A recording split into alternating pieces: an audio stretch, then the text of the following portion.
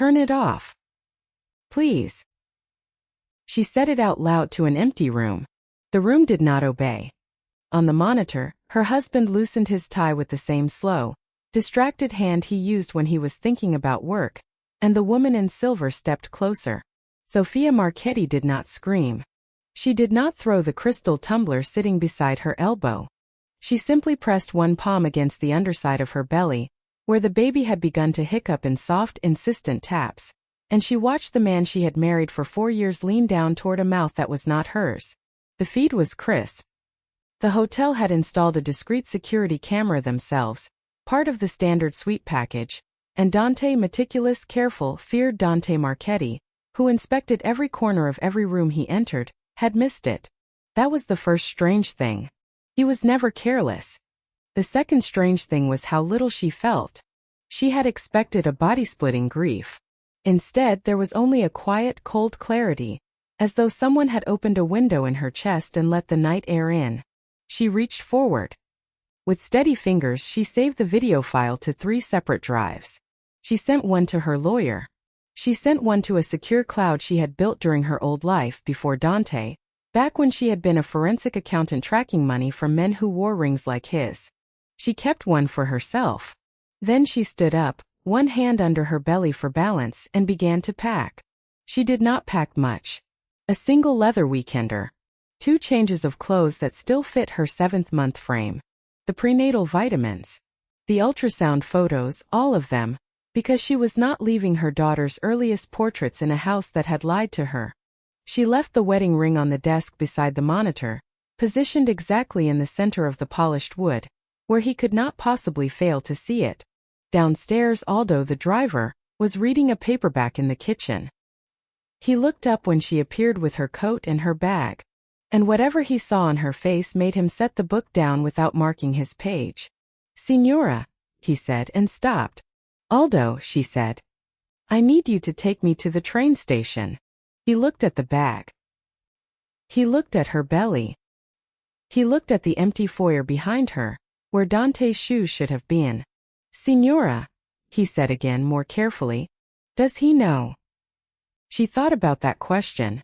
She thought about the man on the screen upstairs, the way he had touched the small of a stranger's back with the exact tenderness he had used on her the night he asked her to marry him. "He will," she said. "Just not from me." Aldo picked up the bag. He did not ask another question. On the drive to the station, he glanced at her 3 times in the rearview mirror. Each time she was watching the road, dry-eyed, one hand curved beneath her daughter, the other resting quiet in her lap. He would remember later that she had looked less like a woman leaving, and more like a woman who had already left years ago, and was only now stepping into the space where her body had gone. Dante came home at 11:40. He always came home at 11:40 on Thursdays, because Thursday was the night he pretended to have a standing dinner with the Genovese underboss. Sofia had believed him for 4 years, the way she had believed him about everything else. He walked into the foyer with his coat over his arm, and the faint smell of another woman's perfume clinging to his collar. Aldo, who had returned an hour earlier, met him at the door with the flat, unreadable face of a man who intended to keep his job. "Where is she?" Aldo did not answer. Dante's stillness sharpened. He was not a man who repeated himself often, and when he did, the second asking always sounded like the last kindness he intended to offer. "Aldo, where is my wife?" "Upstairs," said Aldo, which was technically true, because Sofia had gone upstairs before she had gone anywhere else. Dante climbed the stairs 2 at a time, silent even in dress shoes, and Aldo let him. In the office, he found the monitor still glowing. The video paused on a frame he did not immediately recognize, because his brain, trained by years of survival, refused to process it. It was the moment his own hand cupped a jaw that was not his wife's. He stared. He stared for a long time. Then his eyes traveled down to the desk, to the ring positioned exactly in the center of the polished wood, and something inside his chest, something he had spent his entire adult life reinforcing against every kind of blade and bullet, gave a quiet structural crack. "Aldo." He did not shout. His voice came out barely above a breath. Aldo appeared in the doorway. Where? She asked to be taken to the station, said Aldo. She left on the 10:15. Dante turned the ring over in his palm. It was warm. She had held it before she set it down. That detail, small and useless and irreversible, was the one that broke him. He sat down in the leather chair Sophia had just vacated. He put his face in his hands. And for the first time since he had buried his father at 17, the most feared underboss in the northeast corridor cried without making a sound. In the hallway, Aldo turned his face toward the wall. Downstairs in the kitchen, Nonna Rosa, Dante's grandmother, 79 years old, 4'11", a woman who had once slapped a senator across the face at her own son's christening, set down the teacup she had been holding and said to nobody in particular, "So, she has finally left him." The two soldiers standing near the pantry pretended they had not heard. Nonna Rosa picked up her cane. She walked slowly, deliberately up the stairs. At the office door she stopped. She took one long look at her grandson bent forward in Sophia's chair. And she said, in the voice she reserved for men who had disappointed her, "Dante." He did not look up. "You have exactly one chance," she said, "to become the man she thought she married." He raised his head. His eyes were wet. His jaw was locked. And he looked, for one honest second, like the 17-year-old boy she remembered. "I don't know where she went," he said. "Good," said Nonna Rosa. "Then you will have to earn her back the long way." She did not go to her mother's. She did not go to her sister's in Boston or to the safe house in Montreal that Dante had built for her without asking in the 3rd year of the marriage, as though safety were a room he could construct with money instead of honesty. She went to Trieste. She had been born there. Her Aunt Livia, 68, childless and the only person Sophia had ever fully trusted, kept a 4th-floor apartment above a bakery on a street that smelled every morning of hot bread and lemon. Livia did not gasp when Sophia arrived at the door with her weekender and her belly and her red-rimmed but dry eyes. Livia looked at her once. Then she opened the door wider and said, in Italian, "Come in. Tesoro. The coffee is already made." That was the first kindness of the new life. And Sophia would remember it the way other people remembered proposals. She slept for 11 hours. She woke up, ate 2 croissants and opened her laptop. Within a week, she had reactivated her old professional network, the forensic accountancy world she had walked away from when she married Dante, under her maiden name Ricci. Within a month she had 3 contracts. Within 3 months 7. She was very good at what she did. She had always been very good at what she did. That was the thing men like Dante, who married competence and then quietly filed it away in a drawer along with the marriage certificate, tended to forget. Livia cooked. Livia scolded her when she worked past 10. Livia went with her to every single doctor's appointment and held her hand through the ultrasound where they confirmed, with pleased professional certainty, that the baby was a girl and that both of them were perfectly healthy. Elena Ricci was born at 4:17 in the morning on a Tuesday in January. 7 pounds and 1 ounce. A full head of dark hair. And her father's mouth. Sophia looked at that mouth for a long time. Then she kissed it. Named her daughter something her father had never suggested. And did not tell him. She did not tell him anything. She did not respond to the emails which came at first daily, then weekly, then monthly. Always signed Dante. Always short. Always careful. Never begging. Which she noticed. And respected. She did not respond to the letters that Nonna Rosa began sending, in handwriting that shook slightly with age, and not at all with uncertainty. Letters that never asked Sophia to come back. Letters that only told her small, true things. About the garden. About the fig tree that Sophia had planted the summer of her wedding, which was, Nonna reported, doing beautifully. Sophia read every letter twice. She kept them in a drawer with the ultrasound photos. She wrote back to none of them. Time, she had decided, was the only thing that would tell her the truth about who her husband actually was. And time could not be rushed by writing letters. So she raised her daughter. She built her firm. She learned Elena's laugh, which came out of a body too small to contain it. And she stopped week by week, month by month, feeling like a woman who had been left. She began to feel instead like a woman who had chosen. That was worse for Dante. That was much worse. He did not follow her.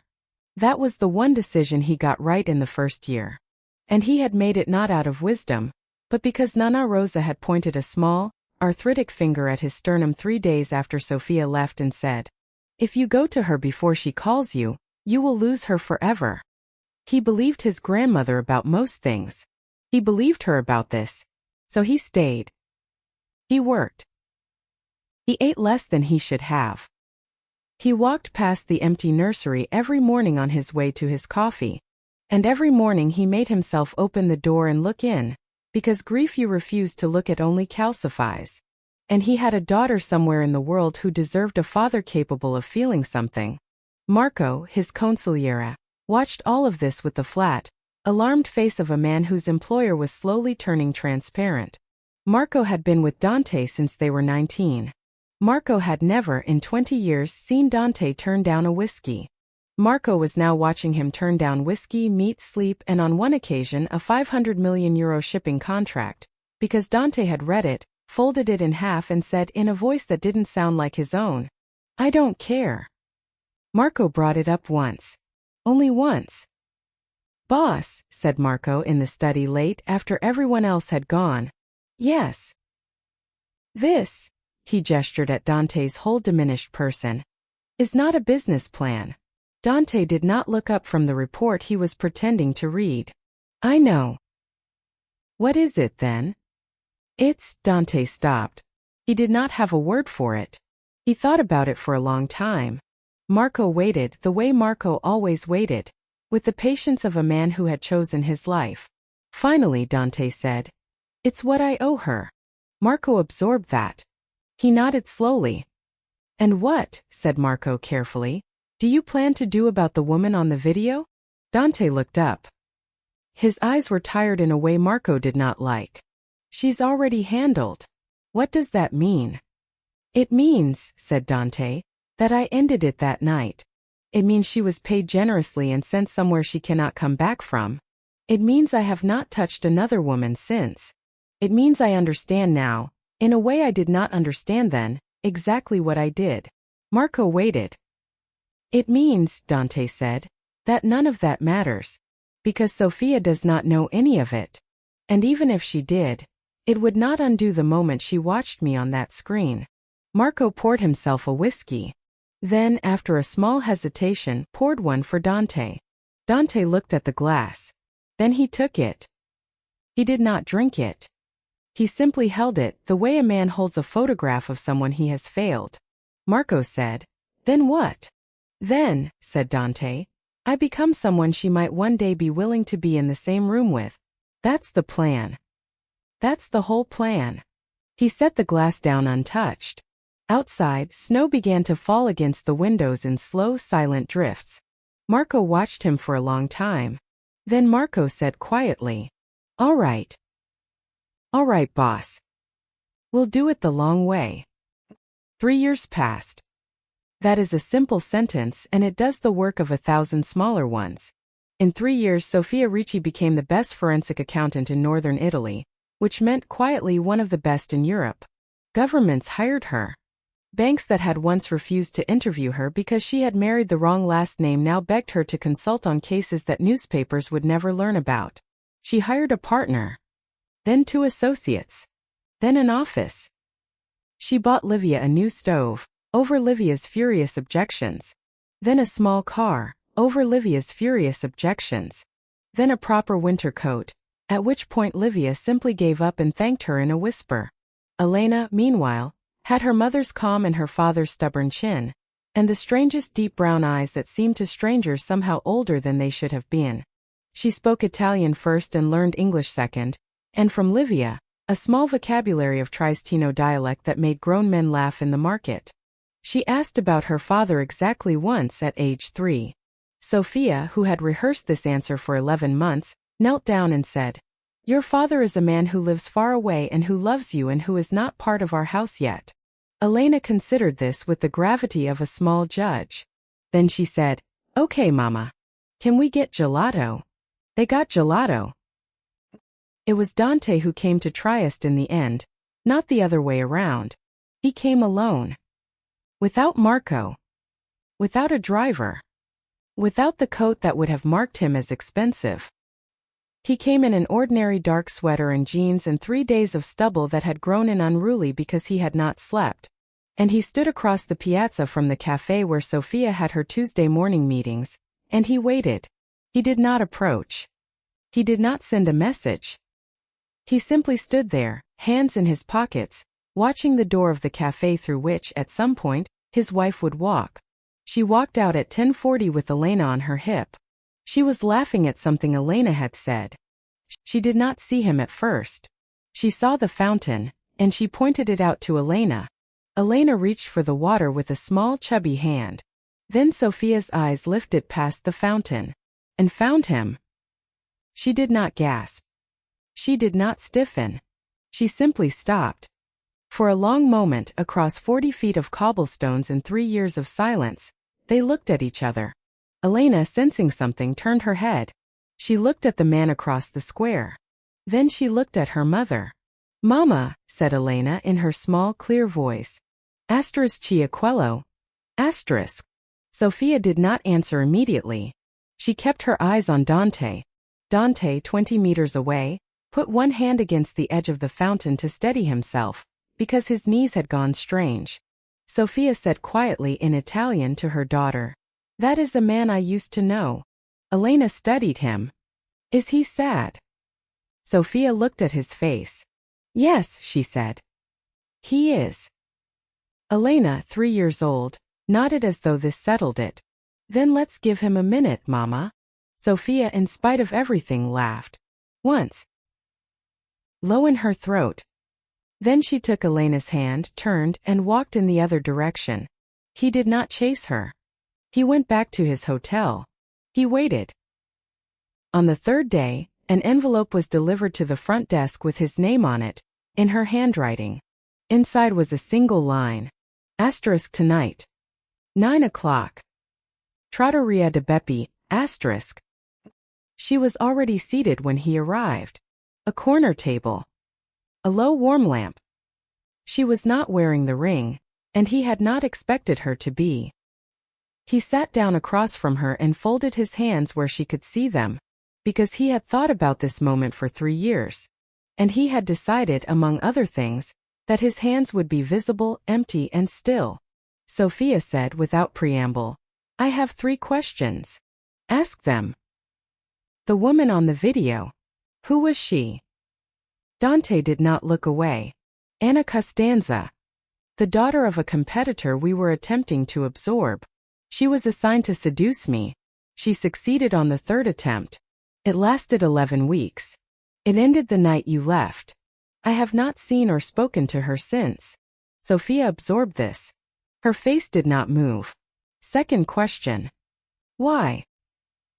He had known this was coming. He had rehearsed 12 answers. He gave her none of them. "Because," said Dante slowly, "I was a coward. I loved you so much I could not believe I deserved you.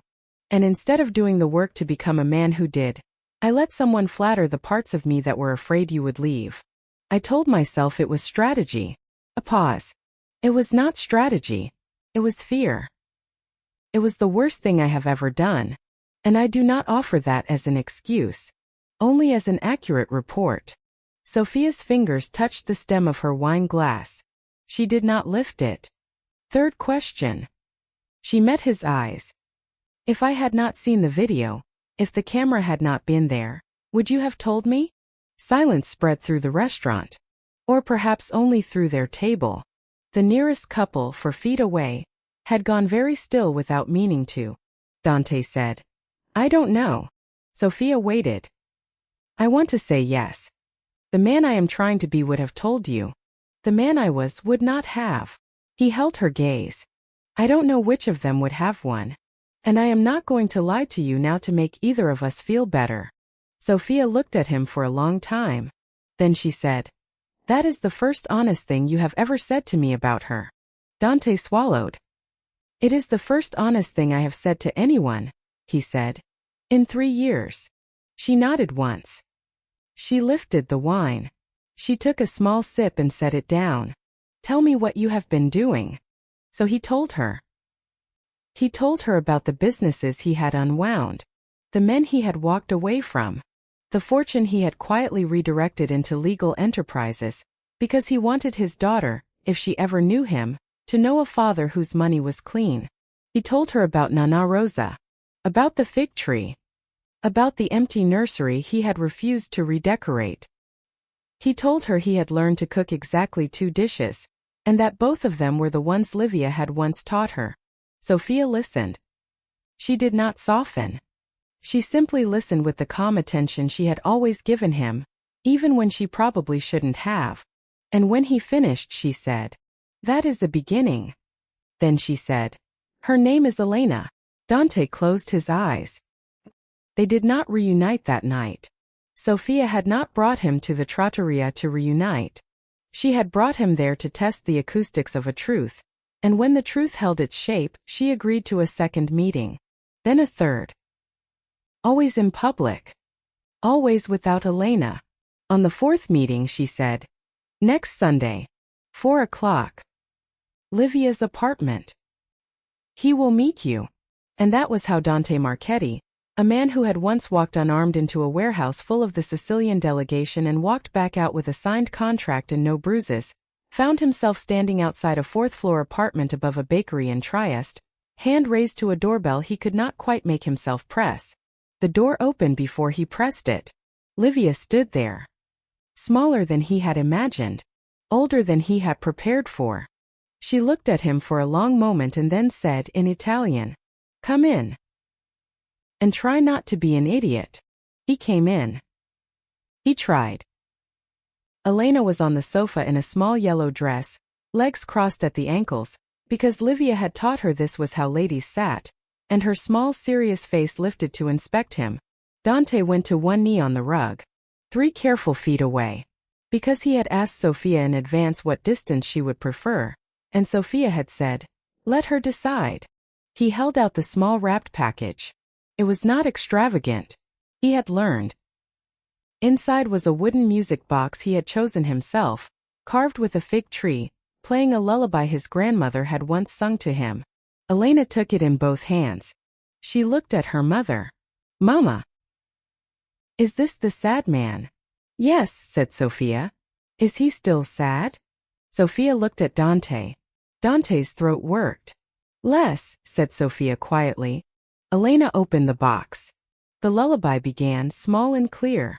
Elena listened with her whole body the way small children do, with no performance and no filter. And then she looked up at Dante and said, with the exact solemn courtesy her mother had taught her, "Thank you, signore." Dante said, "Prego, tesoro." And then he could not say anything else for approximately 40 seconds, which Elena mercifully filled by showing the box to Livia and asking whether it could sit on the shelf beside her rabbit. Sophia watched all of this from the armchair with her hands folded in her lap. When Dante finally rose, his knees were not entirely steady. Livia, who had been in rooms with dangerous men her entire life, brought him a glass of water without being asked. Sophia said, "Come here, Dante." He came. She stood. She was a foot shorter than him even in the small heels she was wearing. Her body was the same body that had once carried his daughter across a national border because he had failed her. And he looked at her the way a man looks at a country he was exiled from, uncertain whether he would ever be allowed to enter again. She said quietly, so only he could hear, "This is not a reconciliation. Understood? It is a trial period, in which you will visit her here, in this apartment, in Livia's presence and mine, until I decide otherwise. Yes. You will not send gifts to me. Only to her. And only ones we have agreed on. Yes. You will not ask me if I have forgiven you. When and if I have, I will tell you. Yes. And, Sophia's voice dropped. It did not shake. But it did just barely soften. If you ever touch another woman again, I will not leave you. I will destroy you. She held his eyes. Do you understand the difference? He did. She stepped back. Stay for tea. Livia made tea. Elena showed him the fig tree carved into the music box 17 times. He counted. The visits continued for 11 months. Once a week, then twice, then on weekends in summer, when Dante would fly in on Friday afternoon, stay in the hotel 3 blocks away, arrive at Livia's apartment at 4 o'clock each day, and leave at 7. And never, not once, asked to stay longer.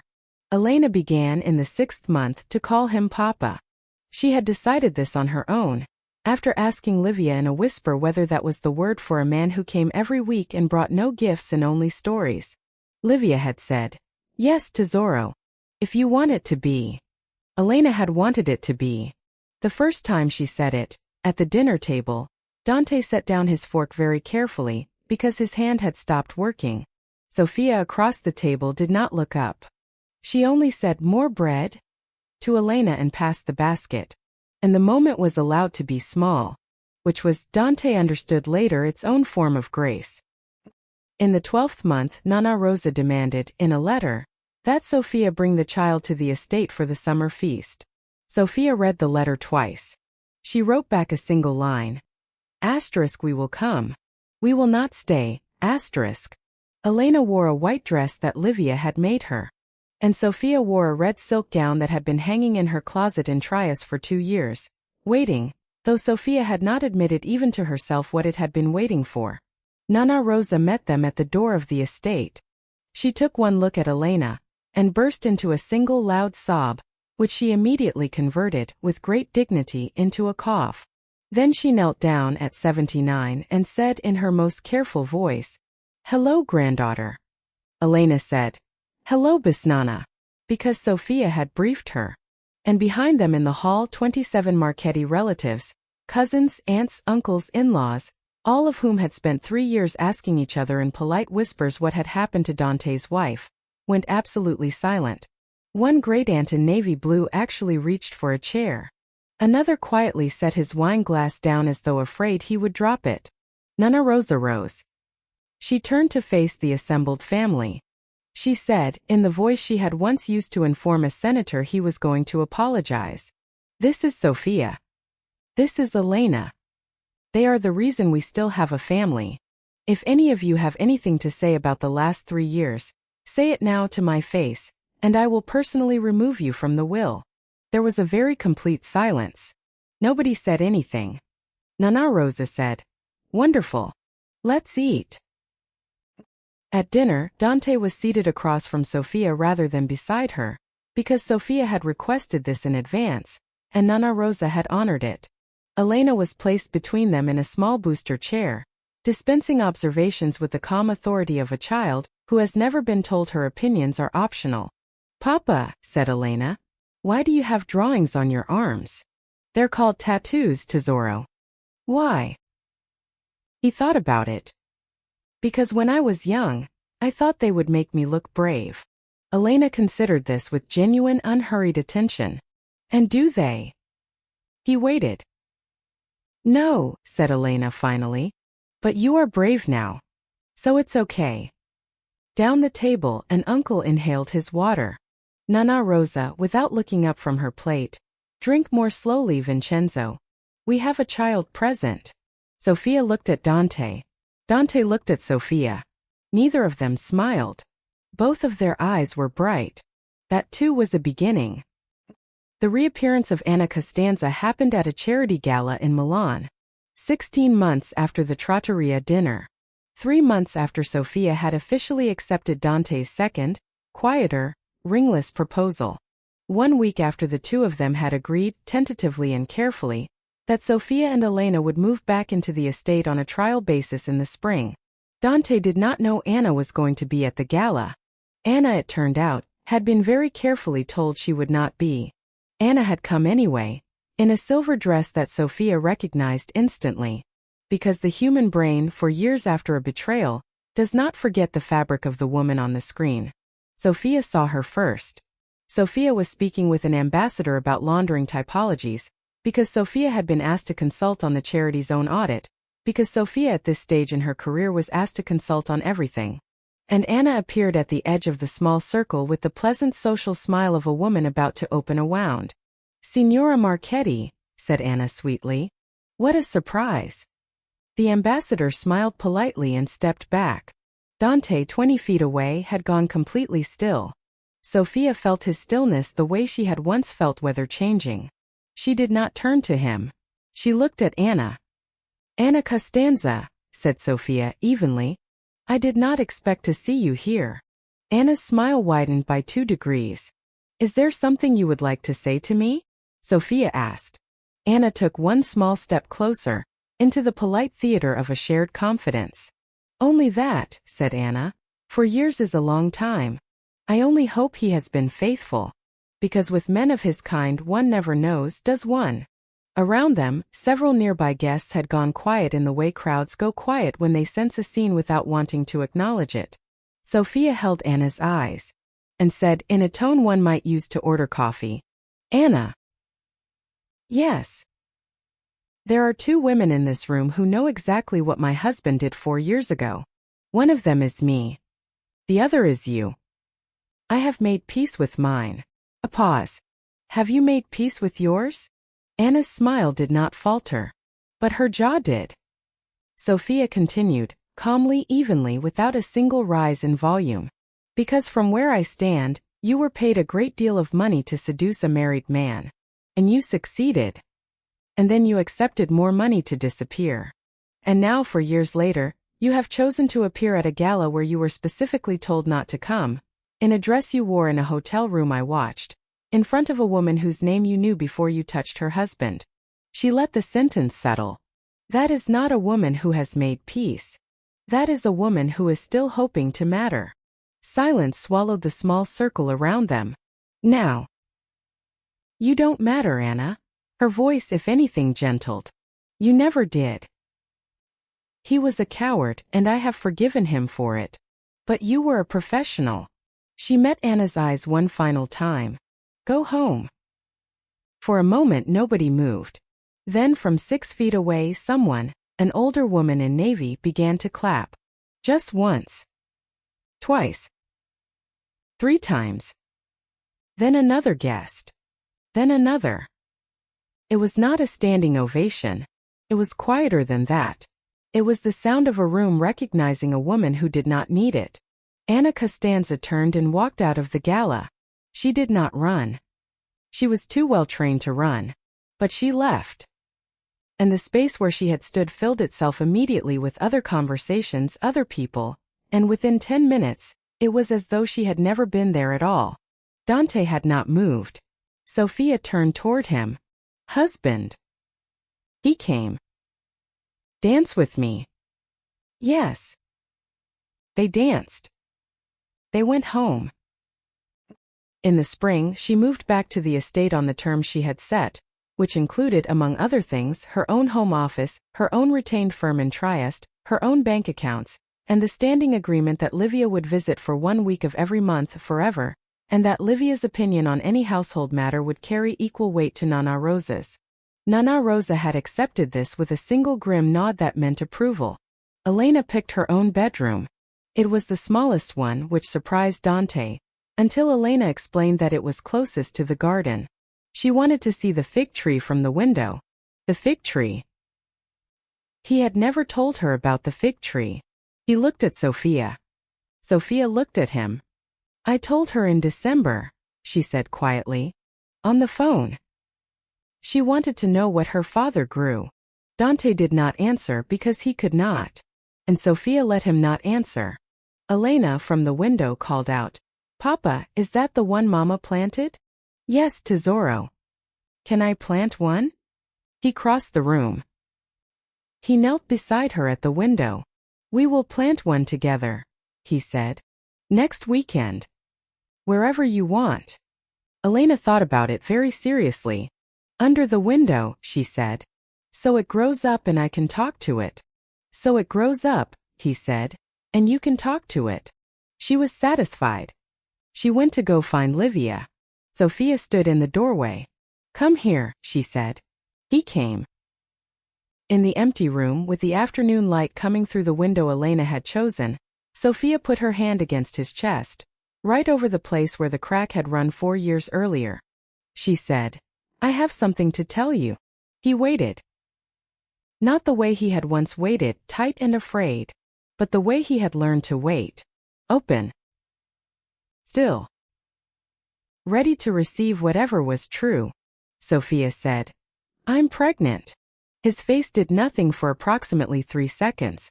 Then it did everything at once. His forehead came down to hers. His hand cradled the back of her neck. He did not say a single word. He did not need to. She said, into the small warm space between them, "This one will grow up in this house. With you. This one will know the fig tree from the beginning. This one will call you Papa from her very first word." She paused. "Do you understand what I am giving you?" "Yes." "Do you understand what you must never ever do to me again?" "Yes." "Good." She stepped back. She wiped her thumb once beneath his eye, and said in a voice that was almost light, "Don't cry in front of Elena. She will demand an explanation, and I don't have one prepared." He laughed. It came out cracked and full. She smiled. Later that evening at the small family dinner, Nana Rosa insisted on serving in the garden under the fig tree Sophia had planted the summer of her wedding. Elena climbed into Dante's lap uninvited, for the very first time. She sat there gravely. She patted his tattooed forearm. She said, "Papa, I have decided you can stay." Down the table, Nana Rosa closed her eyes for one long moment. Marco, who had been invited because Marco was in every way that counted family, turned his face quietly toward the fig tree and cleared his throat. Sophia caught Dante's eye across the table. She did not smile. She did not need to. She simply lifted her wine glass half an inch, in the smallest possible toast. Dante lifted his in return. The light on the fig leaves went briefly gold, and the small warm world they had built the long way held its shape and did not crack.